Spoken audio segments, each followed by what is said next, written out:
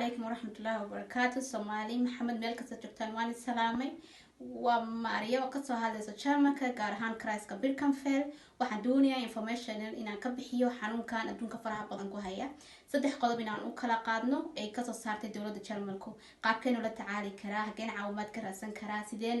u qaadan karaa waxyaabaha dawladda ka soo saartay ama sharciyada dawladda ka soo saartay for example marka hore waxaan ku horeynaa qaabka inuu raadsan karno caawimaad hadda isku aragto xanuunka waxa kamid ah isku arkaysa calaamadihiisa ay ka mid yihiin kow inaad haysato inuu kugu dhaco qufac inuu kugu dhaco qandho inaad jirku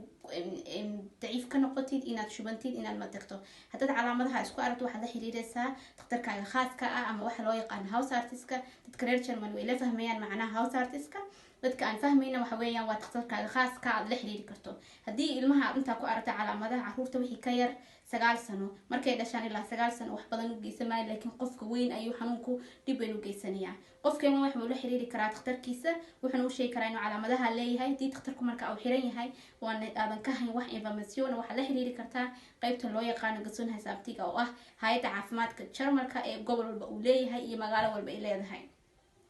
marka isku aragto calaamadahaas takhtarka la hadasho takhtarku wuxuu ku oranayaa guriga joog ama wuxuu ku dalbayaa wuxuu ku dirayaa kasoonaha samtiga waxa lagu soo diraa testiga waxa ka qaadaysa kasoonaha samtiga waxa lagu keenayaa packet kuma soo dhawaanayaan dadku waxa lagu tacaalayaa inaad guriga joogto ilaa inta xanuunku uu ka soo noqonayo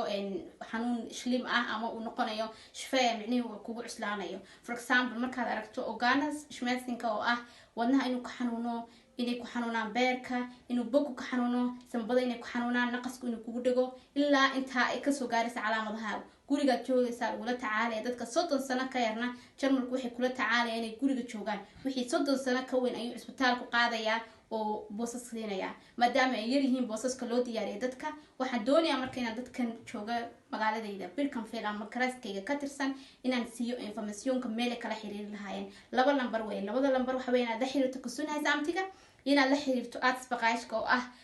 caafimaadka degdega ah meesha khaaska u sameeyeen Jarmalku oo Jarmal Central Jarmalka ah laakiin Jarmal dhan ay ka sameeyeen waan ku soo qori doonaa lambarada markaan dhameeyo informationka waan soo weydiin kartaan waan soo celin karaa wax information la xiriira qaabka kale to sideen uga hortay karaa waxaad kaga hortay kartaa nadaafada waxaad kaga hortay kartaa adoo yareeya xiriirka dadka cusbitaalada Jarmalku way joojiyeen waxa loo yaqaan bisuuqa qofka hadii uu ka xanuusto xanuun kale ay hayaanin please kula tacaal gurigaagana joog maqalna awaamirta ama sharciyada dawladda ka soo saartay hadii qofku uu maqli waayo sharciyada dawladda waxay soo saareen Jarmalku ganax ah 25,000 €25,000 ayay soo saareen oo ah hadii lagu yiraahdo xanuunka waad qabtaa guriga joog banaanka soo baxdo ama lagu arko 3 qof 4 qof adiga banaanka wareegaya guriyaha lagu cabo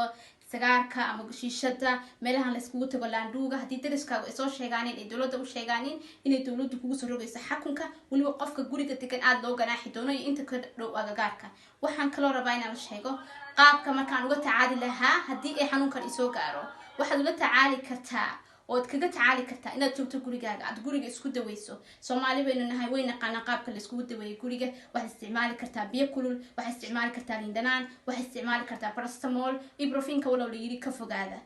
intaasan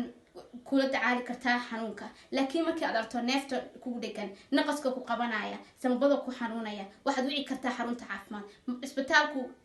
totally ma qaadanayo qofka ma qaban karaan telefoonada mana qaadanaya waxa u sameeyeen xarun khaas ah lambarka loo sameeyay xarunta sidan hore ku soo sheegay waan ku soo celin doonaa waad mahadsantihiin meel kasta joogtaaniin waxaan idin sheegayaa dad muslimiin nahay inaan ku kalsoonaano diinta markaad bixaysid aad quraan ismariso ducaysatid adoon quraan qaba baxrid adoo wees qaba baxrid dadkana